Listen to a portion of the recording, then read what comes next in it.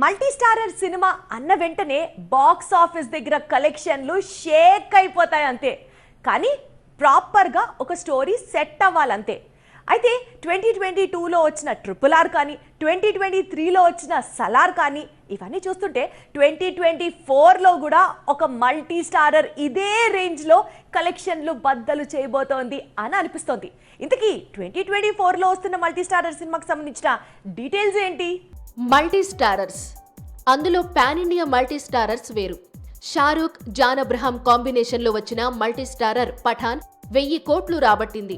షారూక్, విజయ్ సేతుపతి కాంబినేషన్లో వచ్చిన multi starrer జవాన్ మరో 1000 కోట్లు రాబట్టింది.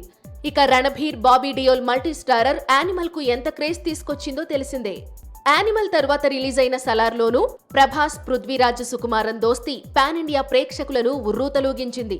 సలార్ 2 పై ఎక్కడ లేని అంచనాలు పుట్టుకొచ్చేలా చేసింది.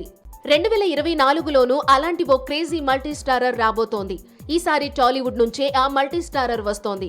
ప్రభాస్ హీరోగా నటిస్తోన్న ప్రాజెక్టుకే 2024 మోస్ట్ అవైటెడ్ మూవీస్లలో ఒకటి. రెబల్ స్టార్ తో కలిసి అమితాబ్, కమల్ హాసన్, దీపికా పదుకునే స్క్రీన్ షేర్ చేసుకోబోతున్నారు. కల్కీలో కమల్ హాసన్ విలన్ రోల్ చేస్తున్నాడు. అందుకు సంబంధించిన షూటింగ్ త్వరలో ప్రారంభం కానుంది. కల్కీలో రోల్ కోసం కమల్ దాదాపు 17 రోజుల పాటు డేట్స్ కేటాయించినట్లు సమాచారం.